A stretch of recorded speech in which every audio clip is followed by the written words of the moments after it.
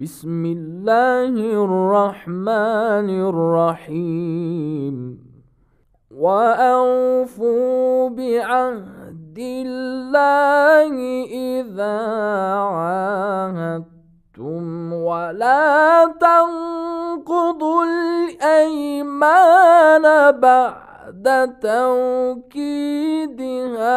وقد جعلتم الله عليكم كفيلا إن الله يعلم ما تفعلون.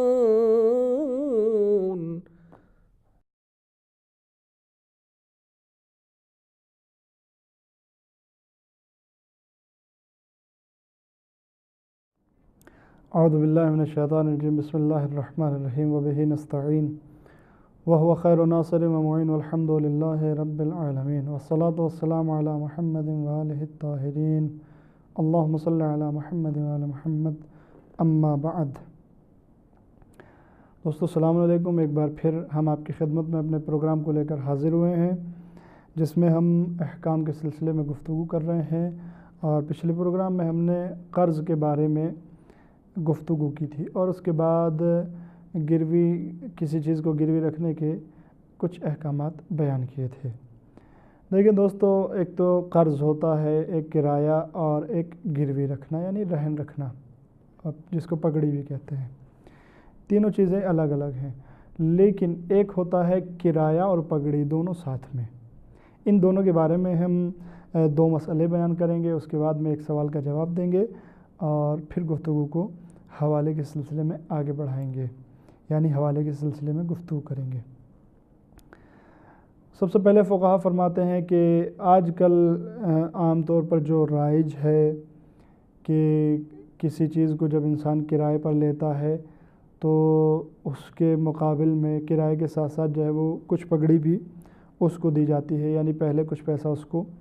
دے دیا جاتا ہے. فقہا فرماتے ہیں کہ جب کہ یہ رہن نہیں ہے، یعنی یہ تو معلوم ہے کہ یہ رہن نہیں ہے، حقیقت میں یہ رہن کے طور پر نہیں دیا جا رہا ہے اور یہ رہن میں شامل نہیں ہے، لیکن پھر بھی اگر کرائے پر دینے والا یعنی مالک جس چیز کو کرائے پر دے رہا ہے اس کے کرائے کو جو ہے وہ کم لیتا ہے، اور کم لینے کے ساتھ ساتھ یہ شرط لگاتا ہے کہ جس کو کرائے پر دے رہا ہے اس سے شرط لگاتا ہے کہ ٹھیک ہے ہم آپ سے کرایہ تو کم لیں گے، لیکن اس کے ساتھ ساتھ جو ہے آپ کو ہمیں قرض کے طور پر پہلے کچھ پیسہ دینا ہوگا یا امانت کے طور پر ہمارے پاس کچھ پیسہ رکھنا ہوگا. البتہ اس کے سلسلے میں ہم پہلے ہی بیان کر چکے ہیں. تو اگر یہ شرط لگاتا ہے کہ ہمیں کچھ قرض دینا پڑے گا، یعنی آپ ہمیں 1,00,000 روپیہ قرض دیجئے یا آپ جو ہے وہ ہم کو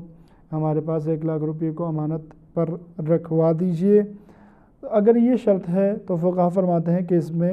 کوئی حرج نہیں ہے اور کوئی اشکال نہیں ہے. یہ اپنے مکان یا دکان جس چیز کو کرائے پر دینا چاہتا ہے دے سکتا ہے، اور لینے والا بھی کرایہ بھی دے سکتا ہے اور یہ اس طریقے کی پگڑی بھی دے سکتا ہے. لیکن دوسرا مسئلہ کیا ہے؟ دوسرا مسئلہ یہ ہے کہ اگر یہ شرط نہیں ہے کہ آپ ہمیں قرض دیں گے یا ہمارے پاس امانت رکھوائیں گے، بلکہ شرط یہ کرتا ہے کہ ہم جو آپ کو یہ چیز جو کرائے پر دے رہے ہیں اگر ہمیں آپ قرض کے طور پر یا امانت کے طور پر پہلے سے کچھ رقم دے دیں. دیکھیں فرق ہے، وہاں بات اور شرط یہ طے ہوئی تھی کہ ہم آپ کو کرائے پر یہ چیز دے رہے ہیں لیکن آپ ہمیں کچھ قرض دے دیجئے پہلے، یا ہمارے پاس امانت پر کوئی پیسہ کوئی رقم اتنی رقم رکھ دیجئے، وہ صحیح ہے. لیکن یہاں پر شرط یہ ہو رہی ہے کہ ہم آپ کو یہ چیز کرائے پر دیں گے، کرایہ بھی کم لیں گے، لیکن شرط یہ ہے کہ آپ کو ہمیں کچھ قرض دینا پڑے گا یا ہمارے پاس کچھ امانت رکھنی پڑے گی تاکہ ہم آپ کی کرائے کو کم کر دیں. تو فقہا فرماتے ہیں کہ اگر اس طریقے سے شرط کی جاتی ہے تو یہ بیاج ہے اور حرام ہے، ایسی شرط نہیں کی جا سکتی ہے. اب یہاں پر ایک سوال یہ ہوتا ہے کہ ایک انسان نے جو ہے وہ کسی مکان یا کسی دکان یا مثال کے طور پر 2 کمروں کو کرائے پر لیا، اور مکان مالک کے پاس یا دکان کے مالک کے پاس ایک موٹی رقم جو ہے وہ پگڑی کے طور پر رکھوا دی ہے، اور اس کے ساتھ یہ طے ہوا ہے کہ اب کرایہ نہیں دیا جائے گا، یعنی اس کو صرف پیسہ دے دیتا ہے، پہلے پگڑی دے دیتا ہے اور اس سے کرایہ نہیں لیتا ہے، یعنی کرائے پر لینے والا، کرائے پر دکان کو لینے والا یا مکان کو لینے والا اس کو پہلے پیسے دے دیتا ہے اور پھر کرایہ نہیں دیتا ہے۔ مثال کے طور پر ایک دکان کرائے پر لیتا ہے اور پہلے ہی جو ہے اس کو 1 لاکھ 2 لاکھ روپیہ پگڑی کے طور پر دے دیتا ہے اور پھر کرایہ نہیں دیتا ہے، تو اس کا کیا حکم ہے؟ کیا اس طریقے سے کیا جا سکتا ہے کہ صرف پیسہ دے دیا جائے پگڑی کے طور پر، رہن یا گروی کے طور پر، اس کے بعد کرایہ نہ دیا جائے؟ فقہا فرماتے ہیں کہ اس کا حکم بیاج کا ہے، یعنی اگر صرف پیسہ دے دیتا ہے پگڑی کے طور پر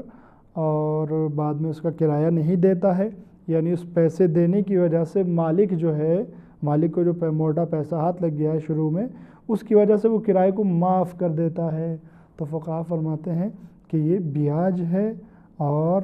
حرام ہے۔ اور اگر جو ہے کرائے پر لینے والا جو چیز اس نے کرائے پر لی ہے، چاہے وہ کمرے ہوں یا دکان ہو یا مکان ہو، اگر وہ اس کو استعمال کرتا ہے تو اس پر لازم ہے کہ اس کے کرائے کو ادا کرے، جو کرایہ اس زمانے میں رائج ہے اور معمول ہے اتنے کرائے کو ادا کرے۔ دوستو، یہ رہن اور اجارے کے سلسلے میں گفتگو تھی۔ اب اس کے بعد ہم قرض ہی سے مربوط ایک اصطلاح کو اور آپ کے سامنے بیان کریں گے، جس کو شریعت میں حوالہ کہتے ہیں۔ اب یہ حوالہ ہے کیا؟ دیکھیں دوستو، جب انسان کسی سے قرض لیتا ہے تو کبھی کبھی اس قرض کو خود واپس کر دیتا ہے، لیکن کبھی کبھی کیا ہوتا ہے، کبھی کبھی جو ہے انسان کہتا ہے کہ یہ قرض جو میں نے آپ سے لیا ہے یا لیا تھا، یہ آپ کو میں نہیں دوں گا بلکہ فلاں شخص آپ کو یہ قرض ادا کرے گا، یعنی میرا قرض فلاں شخص ادا کرے گا۔ اس کو حوالہ کہتے ہیں۔ حوالے کے یہاں پر جو ہے وہ کچھ احکام ہیں، لیکن سب سے پہلے یہ بات عرض کر دوں کہ جس نے قرض دیا ہے وہ بھی قبول کر لے کہ ہاں ٹھیک ہے، میں آپ سے مطالبہ نہیں کروں گا، بلکہ جس سے آپ کہہ رہے ہیں کہ وہ میرے قرض کو ادا کرے گا اسی سے قرض لے لوں گا۔ اگر قرض دینے والا بھی قبول کر لیتا ہے تو اس طریقے سے قرض کا ذمہ دار دوسرے کو ٹھہرا دینا صحیح ہے۔ یہ تعریف ہے حوالے کی۔ اب میں حوالے کے احکام آپ کے سامنے بیان کرتا ہوں۔ أنت إلهي أوسع فضلا وأعظم حلما من أن تقايسني بفعلي وخطيئاتي۔ سب سے پہلا حکم اور سب سے پہلا مسئلہ یہ ہے کہ جب انسان کسی کے قرض کو دوسرے کے حوالے کر رہا ہے، یعنی ایک انسان نے کسی سے قرض لیا اور اب اس قرض کو دوسرے کے حوالے کر رہا ہے، یعنی میں یہ قرض نہیں دوں گا بلکہ دوسرا انسان ادا کرے گا۔ میں نام کے ذریعے سے بات کو مشخص کر دوں۔ خالد نے زید سے 1000 روپے قرض لیے یا پہلے کبھی لیے تھے، اور قرض لینے کے بعد خالد زید سے یہ کہتا ہے کہ زید تمہارے قرض کو میں ادا نہیں کروں گا بلکہ محمد تمہارے قرض کو ادا کرے گا، اور زید جو ہے اس بات کو قبول کر لیتا ہے۔ تو اس کے لیے سب سے پہلے ضروری یہ ہے کہ خالد نے پہلے قرض لے لیا ہو، یعنی پہلے قرض لے لیا ہو، اس کے بعد کہے کہ تمہارا قرض میں ادا نہیں کروں گا بلکہ محمد ادا کرے گا۔ یہ نہیں ہو سکتا ہے کہ خالد جو ہے وہ پہلے ہی کہے کہ میں کل آپ سے جو 5000 روپے لوں گا ان 5000 روپے کو میں ادا نہیں کروں گا بلکہ ان کو محمد ادا کرے گا۔ یہ نہیں ہو سکتا ہے، بلکہ ضروری ہے کسی کو قرض کا ذمہ دار ٹھہرانے سے پہلے ضروری ہے کہ قرض لے لیا ہو، پہلے سے پہلے کسی کو ذمہ دار نہیں بنایا جا سکتا۔ دوسرا مسئلہ یہ ہے کہ میں نے کسی سے قرض لیا تو میں نے جس سے قرض لیا ہے وہ مجھے جانتا ہے، میں اسے جانتا ہوں۔ اس کے لیے ضروری نہیں ہے کہ جس کو میں ذمہ دار بنا رہا ہوں وہ قبول کرے۔ یعنی میں نے اگر زید سے قرض لیا ہے اور میں زید سے کہوں کہ تم اپنے قرض کو خالد سے واپس لے لینا، تو اب زید کو اختیار ہے کہ وہ قبول کرے یا قبول نہ کرے۔ وہ چاہے تو کہہ سکتا ہے کہ نہیں، میں خالد کو نہیں جانتا ہوں، میں نے آپ کو قرض دیا ہے، میں آپ ہی سے لوں گا۔ اب یہاں پر جو ہے وہ سوال یہ ہو سکتا ہے کہ کیا یہاں پر یہ جو خالد منع کر رہا ہے کہ میں زید سے نہیں لوں گا، کیا زید کی شخصیت خراب ہے، وہ اچھا انسان نہیں ہے، وہ کسی سے قرض لے کر واپس نہیں دیتا ہے، یا اس کے مالی حالات اچھے نہیں ہیں؟ فقہا فرماتے ہیں کہ اس کے مالی حالات اچھے ہوں یا نہ ہوں، اس کا سابقہ جو ہے وہ اچھا ہو یا نہ ہو، چاہے وہ قرض کو جو ہے فوراً ادا کرتا ہو، صاحب مال بھی ہو، لیکن پھر بھی قرض دینے والے کو اختیار ہے کہ وہ قبول کرے یا قبول نہ کرے۔ یہ دو مسئلے تھے۔ تیسرا مسئلہ یہ تھا کہ اگر قرض دینے والا کسی کو ذمہ دار بنا دیتا ہے کہ میں اپنا قرض ادا نہیں کروں گا بلکہ فلاں شخص میرا قرضہ ادا کرے گا، اور جس کو ذمہ دار بناتا ہے وہ بھی ذمہ داری کو قبول کر لیتا ہے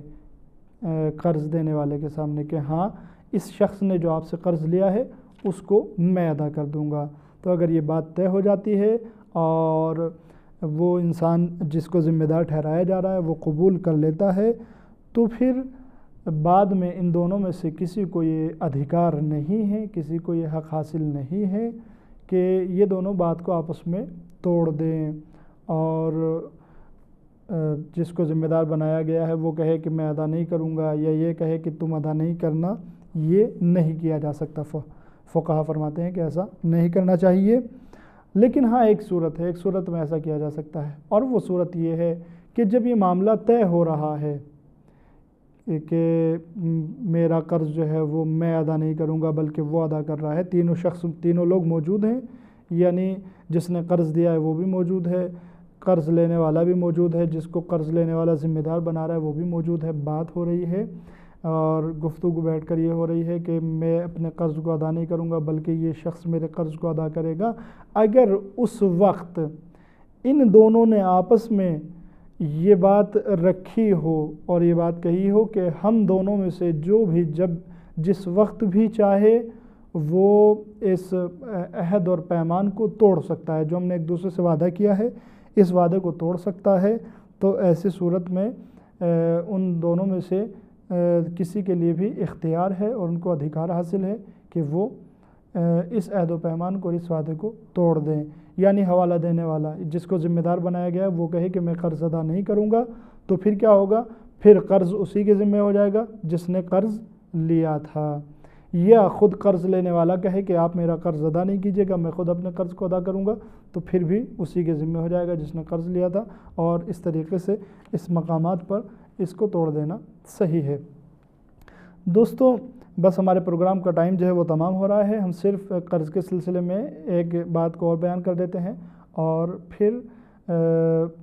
آگے کی گفتگو انشاءاللہ اگلے پروگرام میں ہوگی، اور وہ یہ کہ دیکھیں قرض کے بارے میں ہم نے بیان کیا۔ ایک طریقہ تو قرض کا یہ ہے کہ میں نے ادھار لیا اور میں نے ہی جس ویکتی سے، جس شخص سے ادھار لیا تھا اس کو واپس کر دیا۔ دوسرا طریقہ یہ ہے کہ میں نے کسی سے ادھار لیا اور ادھار لینے کے بعد ایک تیسرے آدمی کو میں نے اس کا ذمہ دار بنا دیا کہ میرے قرض کو یہ ادا کرے گا۔ پہلے کو قرض کہتے ہیں، دوسرے والے طریقے کو حوالہ کہتے ہیں۔ ایک صورت اور ہے، اور وہ صورت یہ ہے اور وہ طریقہ یہ ہے کہ کسی شخص نے دوسرے سے قرض لیا اور تیسرا آدمی آ کر کہتا ہے کہ اس نے جو آپ سے قرض لیا ہے اس کو یہ نہیں بلکہ میں ادا کروں گا۔ اس تیسری صورت کو شریعت کی اصطلاح میں ضمانت کہا جاتا ہے۔ دوستو ہمارا پروگرام یہیں پر تمام ہوتا ہے، انشاءاللہ اگلے پروگرام میں ہم ضمانت کے سلسلے میں مفصل گفتگو کریں گے۔ والسلام علیکم ورحمۃ اللہ وبرکاتہ۔ اللهم تفضل على علمائنا بالزهد والنصيحة، وعلى المتعلمين بالجهد والرغبة، وعلى المستمعين بالاتباع والموعظة، وعلى مرضى المسلمين بالشفاء والراحة، وعلى موتاهم بالرأفة والرحمة، برحمتك يا أرحم الراحمين.